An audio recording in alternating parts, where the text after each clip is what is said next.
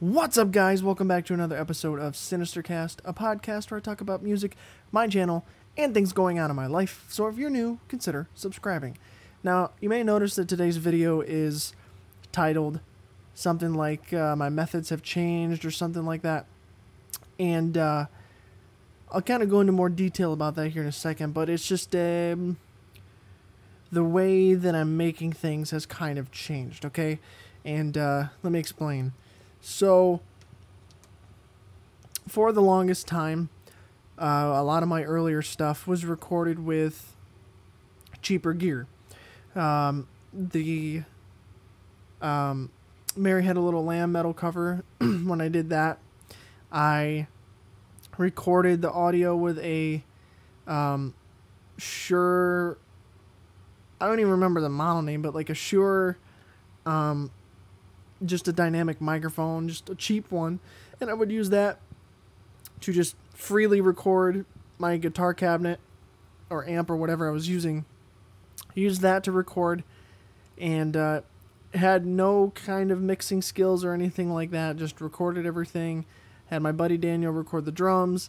I even think I did a weird thing with the bass where I recorded the bass line on my guitar and then dropped it an entire octave to make it sound like a bass, and then I did the vocals with this.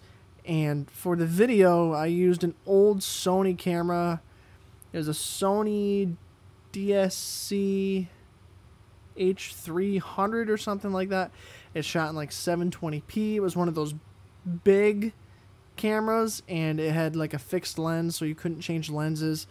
I zoomed far and everything, but it was like really bad quality and stuff. The pictures were okay, but the video and everything was really bad. And but now I've moved to a spot where I have better equipment, which, I would hope I would at this point down the road. So now I've got a better camera that shoots 1080p. It's got good picture quality. I don't know if I really need to move to 4K just yet, but that's good on that front. I've got better equipment to record my audio and stuff with my Alesis mixer. And I've had this microphone, but it sounds better now with the mixer and all this other stuff. I've got an SM57 now to record my guitars and stuff, which honestly I should have gotten SM57 a long time ago. But also it's just my knowledge has kind of changed. And that comes with experience, and it's come with doing all these different kinds of videos and recording stuff and seeing what works and what doesn't work and research and stuff like that. But now it's to the point where instead of just throwing a mic up on my cabinet anywhere, I find a sweet spot where it sounds good, and I have certain miking techniques and stuff like that to get certain sounds. And only recently, probably this year, have I been kind of implementing this, because I didn't get the SM57 until like around Christmas time last year. So it hasn't been that long, but I also haven't been putting out a lot of straight up music stuff because like Black Death and the Mariah Carey song that I did around Christmas, that was recorded with the Fifine K6, that first microphone that I got sent, and that made things sound like shit. And then I had the SM57, and I think I might have used it once on something. What did I put out? I might have used it for something. I don't remember. I might have started working on something, but I didn't finish it with that. I never put anything out with SM57.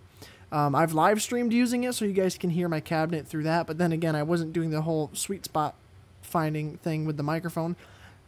And yeah, so now I've started to use those miking techniques and stuff that I've learned to find the sweet spots on the different speakers in my cabinet.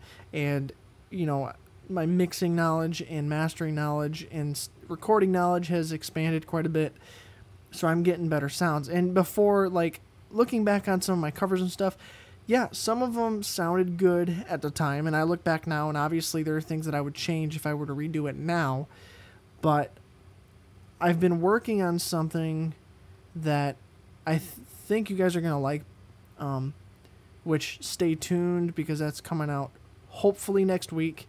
It's something that I've been working on for a while. It's something that I started to work on before I moved, and I've only just started working on it again this week, just because moving and everything kind of threw everything off.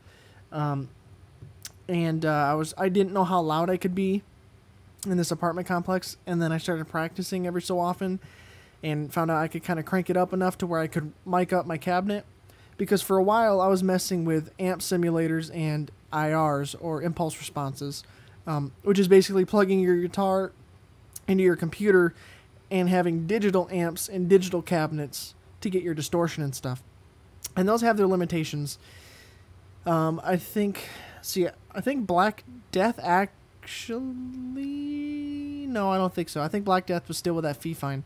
I know, like, the Incredibles theme song that I did, that was all amp sims and impulse responses. And some of my other stuff as well. Oh.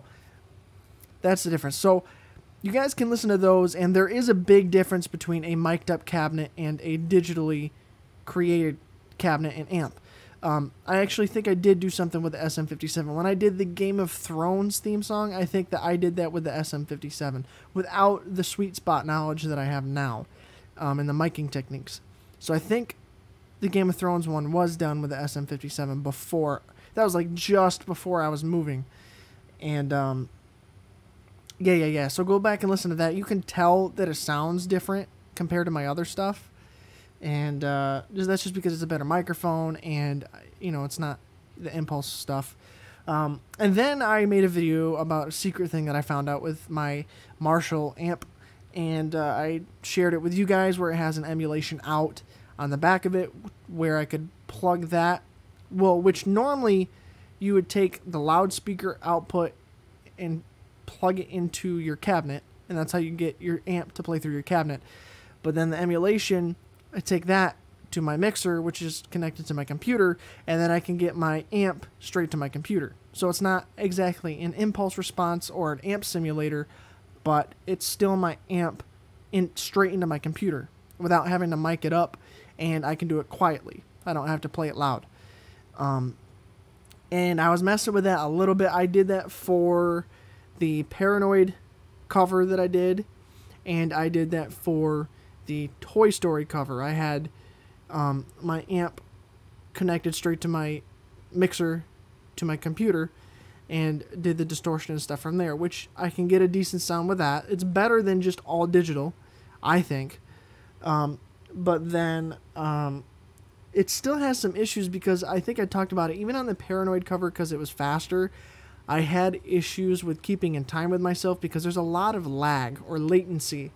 So like when I play through my cabinet, you almost hear it immediately, but when I do it where it's plugged into my computer, there's a bit of a gap between when I play and when I hear it played back. So it was really hard to work with, and I wanted to veer away from that. So I started miking up my cabinet and stuff again, and the results that I'm getting for the project that I'm currently working on are so much better. The thing with this project is I wanted to put this out yesterday. Yesterday I put out a review video on a microphone that I got sent this week. It's like a budget shotgun microphone, so if you didn't see that already, go check it out. Put a card right there. It's just kind of like an alternative to like the Rode VideoMic Pro. You see a lot of vloggers and people like that using them on their cameras, but it's an interesting microphone, so you can definitely go check it out. But I wanted to put this project I've been working on this week out on Friday, but I think it's starting to shape up into a certain sound that I've been trying to get for a long time. It's not perfect, but it's really close, and I just want to make sure it's like really polished and everything before I actually put it out, because I think it's good, and I think it's coming along really well, but I ran into some issues to where I didn't want to rush and just put out a project that's like 90% there just because I need to put it out on the day that I was trying to. So I'm pushing it back a week. I did the review video quickly yesterday, put it out for you guys, and the plan is for next week to have this project finished and out to you guys on Friday. So that's that. But when it does, that's where you'll see a big significant change in the way I record stuff and the way that it comes out and the way that it sounds. I've been running into some issues with the mix, and I'm getting some frequencies that are fighting, and I'm trying to work it out and find where certain things fit and where they're sitting right. And so I'm still, like, everything's recorded, but so which gives it away it's a song, but everything's recorded. I just need to get everything mixed right and then mastered and all that stuff. So I've been really working on that quite a lot. But it wasn't exactly where I wanted it to be, so I didn't try to rush to put it out. Also, for the video part, I want to do some cool stuff for the video aspect of it, because I'm not just going to put out a song without a video, and there are certain things I want to do for it that I didn't have time to do if I wanted to put it out yesterday. So it's another reason why I pushed it back. So hopefully I can get that stuff done this week and get the whole project all put together and out on Friday, which is the plan. So fingers crossed that's how it goes. But yeah. It's weird thinking about how different it is now, because you spend a lot of time, at least I did, spent a lot of time listening to records, some of my favorite records and stuff, and hearing the guitar tone and the mix and the way everything sounds, and just going, man, how can I recreate that? And I'm getting closer and closer to being able to do that. Now, obviously, I wish the conditions could be better. Obviously, like, my girlfriend and I, we have a 1-bedroom apartment. If we had gone for a 2-bedroom, it would have been a little bit easier, but it was extra money that we couldn't just do. Eventually, probably, if we decide to leave here, go somewhere else, or stay here, we'll probably move to a 2-bedroom. That way we can have our bedroom and an office, and that way I'm not tucked away over here. But then I can also acoustically treat the room and get everything sounding better so that my recordings and stuff sound a lot better, and, make it more of a office studio to be able to do my stuff, to do videos and record the music and all that fun stuff. But again, obviously I wish the conditions were better, but I got to work with what I have. And I think this project is coming along good. Like I said, obviously it's not perfect. Like the drum aspect of it, I really, really, really need to get a good drum program, like the Steven Slate stuff, or Easy Drummer, or Superior Drum, or something like that, to have better drums. Because the one I have is a free VST drum thing, and I can only do so much to get those to sound good. I have a certain method to try to get them to sound good, but you can still tell they're fake, and it's one aspect of all the music that I do that I wish was better. That's why I've had my buddy Daniel do drums on some stuff, but I can't get him to do drums on everything. It'd just be too much of a hassle for both him and I. And it's just that's one of the weak. And I also need to get a bass. I need to go somewhere and buy like a cheap bass, or a decent bass, if I can find a good price, so I can record actual bass instead of using like MIDI bass, because it'll just sound better for everything. But that stuff takes moolah, money. Moolah. So, yeah. But again, like I said, it's not going to be perfect, but I got to work with what I have. And this just, the way this project is turning out is giving me more, like, motivation to, don't come out here, Kaylee. More motivation to do other stuff, and just because of the way that it sounds, and with just everything kind of coming together in a better way than it has been in the past, with just equipment and the techniques and stuff that I use. A big aspect of what I'm talking about and the way that it changes is the way that I've been doing my guitars and stuff. Like, the way I do vocals is pretty much the same. The way that I do the drums and everything else is pretty much the same. And the videos are somewhat different, but they're pretty much the same. But the way I'm doing the guitars is the big difference here, okay? I'm not really using impulses. I'm not using amp sims. I'm not using cabinet simulators. I just don't even want to, until I get a good enough PC or a good enough situation to use those that without the latency issues. I'm not going to try to mess with them too much. I can get a good sound miking up my cabinet, and I don't have to worry about pissing off my neighbors and stuff, because I've tested having it be loud and nobody's complained yet, like knock on wood. But being able to mic up the cabinet and everything has changed the way everything sounds. And it's hard to explain. You guys will hear next week. You could probably even hear a little bit of what I mean by going and listening to the Incredibles theme song that I did a cover of a while back, and which was done with all digital amps, digital cabinets, just plugged straight into my mixer, into my computer, my guitar, all done in Cubase. And then listen to the Game of Thrones theme cover, which I am almost 90% certain I used the SM57 on my cabinet to record that. And just listen to the difference in the guitars. And the Game of Thrones one might not sound as like big or like as big of a wall of guitars, because just my technique in terms of miking wasn't as good as it is now, and even now it's not like perfect. I still got a lot to learn. But just the tone and the way the guitars sound and work together sound a million times better than what they did on the Incredibles thing. Now, don't get me wrong. I understand using impulses and amp simulators and stuff like that is a quiet solution. It's a cheap solution. Well, it can be a cheap solution. And, you know, it's ideal for like a bedroom guitar player, bedroom recording artist like myself, which is why I kind of got into them a little bit. But if you have the option to mic up a cabinet, that is probably the best option if you can do it. And it just, I don't know. Again, I know like impulse responses and amp simulators and stuff, they can sound really, really damn good. And I know a lot of people who actually use them on records and stuff now, and they sound phenomenal. But again, you can, there's ones you pay for, and you have a lot better equipment for that kind of thing. They can sound really, really good. But I'm not at that point to where I can get them to sound that good. But, and I will quote Glenn Fricker of Spectre Media Group or Spectre Sound Studios, who I watch a lot for recording tips.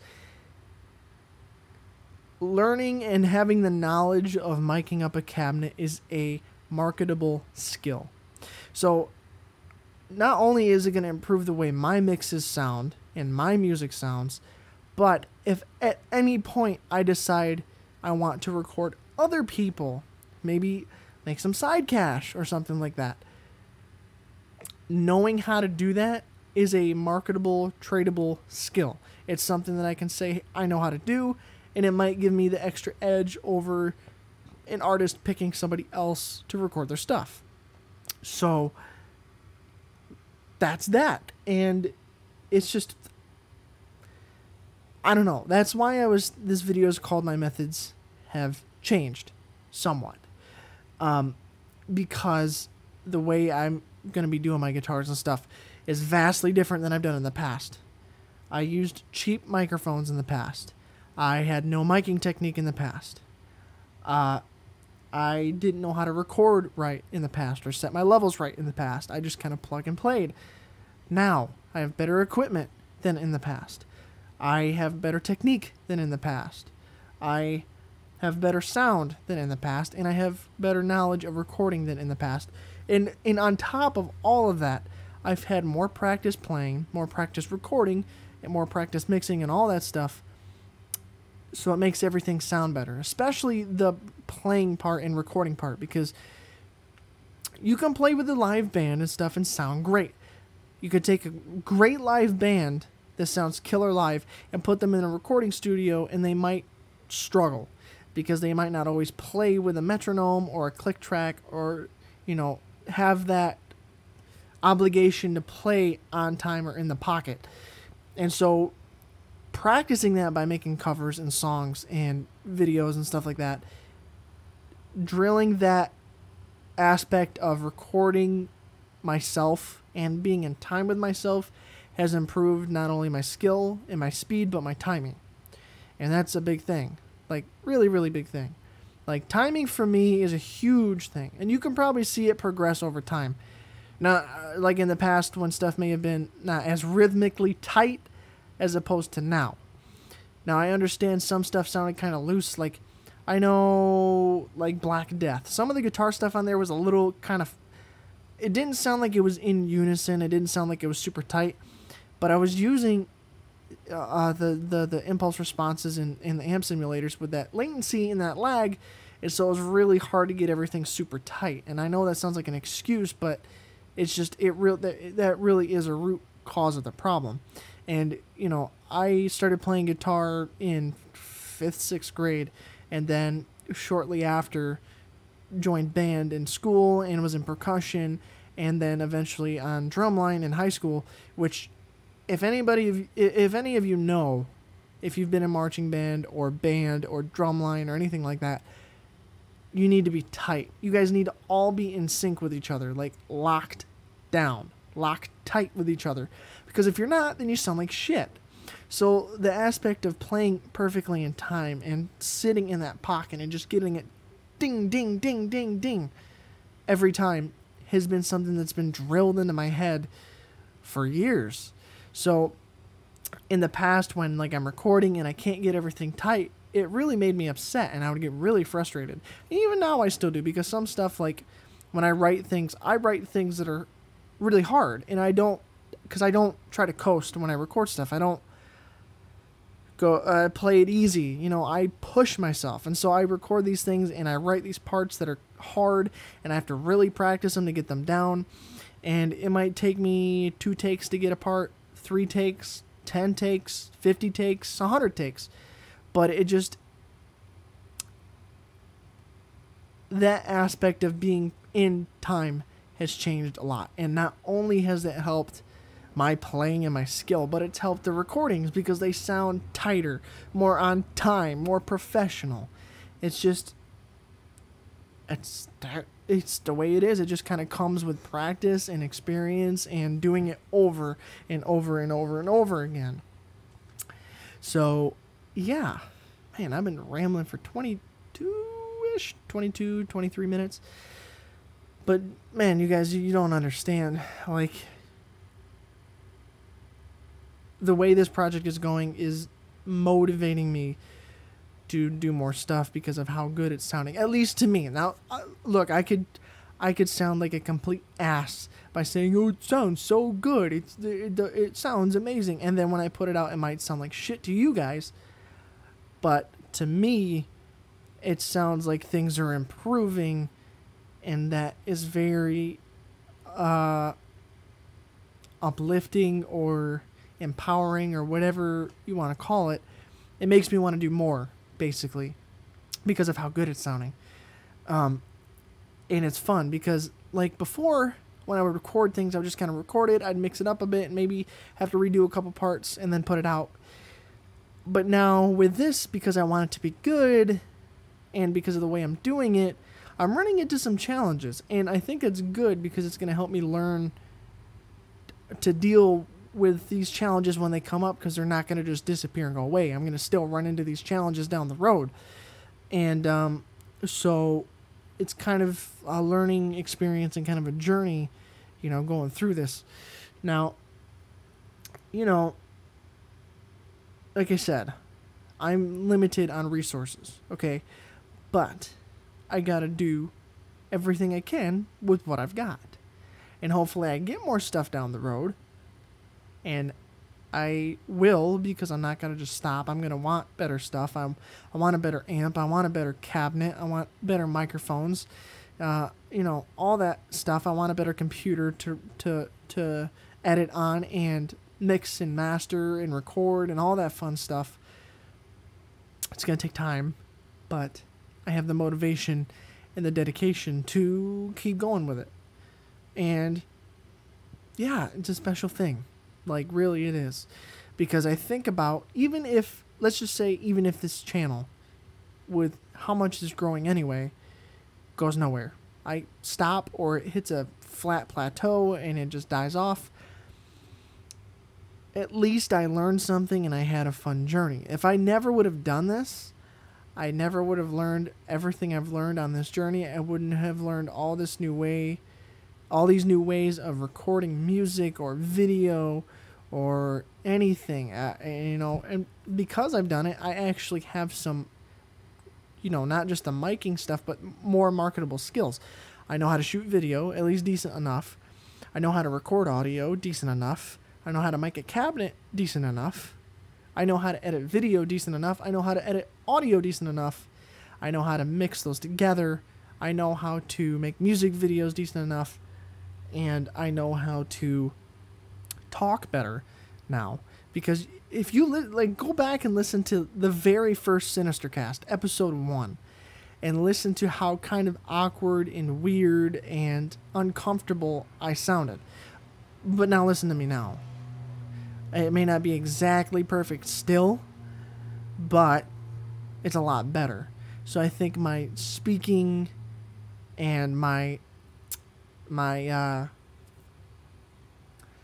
rhythm and just the way that I speak has changed in a good way. So that's also a marketable skill. And I've learned to work with really harsh deadlines that I set for myself. I've learned to work under pressure. I've always worked under pressure. I usually do better under pressure. And I know how to set goals for myself and get things done. And I've learned to prioritize and unprioritize other things. And, it's a balance because sometimes videos are more important, sometimes they're not. And you got to make that decision of, well, do I want to work on this or do I want to do this? Or, give and take. So throughout this whole thing, I've learned a lot. And if I never would have even started this, I never would have gained. I may have gained a couple things in the music aspect because I would have still been doing music, but probably not to the extent that it is now in the way that it will be a year from now, 5 years from now, 10 years from now. And it's weird, really, really weird to think about because it's a weird journey, if that makes any sense. Yeah, it's weird. Really, really, really weird. But, yeah, I just wanted to ramble to you guys a bit about this weird topic or set of topics that I've brought forth. But I started something a handful of episodes ago that I have not kept up with because I forgot with ending the podcast with a question and a recommendation. So, let me think of a question, okay? Actually, I'll give you the recommendation first, and then I'll give you the question. So that'll give you time to look it up. Here's a recommendation. If you like thrash metal, if you like Megadeth, early Metallica, Anthrax, Slayer, Exodus, Testament, Sepultura, Death Angel, Metal Church, stuff like that, early 80s thrash metal, speed metal, look up the band Havok, Havok. They're newer. I don't think they came from that Bay Area thrash scene, but they sound like it, and they're really, really, really, really, really, really good. So look up Havok, Havok, and look up the album Time Is Up. Havok, Time Is Up. Really good album if you like thrash and you like to mosh around in the mosh pit or just bang your head in the car. Really good album, really good band. So I'll give you some time to go look them up right now while I think of a question for you guys.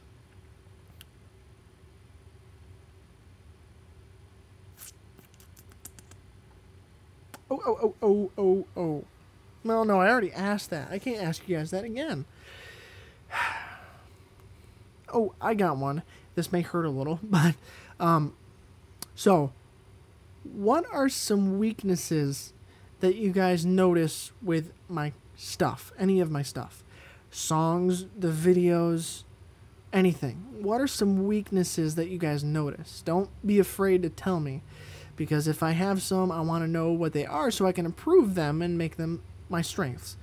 So what are some weaknesses that you guys think that I have in terms of my music and my videos and the way that I do things? Just maybe I don't do social media enough, maybe I don't post enough, maybe I know I don't post on time and stuff. It's still kind of a weird area, but does my video sound like crap? Does it look, or do my video look like crap? Do my audios audios. Does my audio sound bad? You know, anything, weaknesses, anything you can think of, let me know. Put them down in the comments. And yeah, check out Havoc, like I said, and check out the videos I mentioned in this video. And I think that's it. So, like I always say, thank you guys so much for liking, commenting, and subscribing. And I'll see you in the next video. Stay metal, my friends.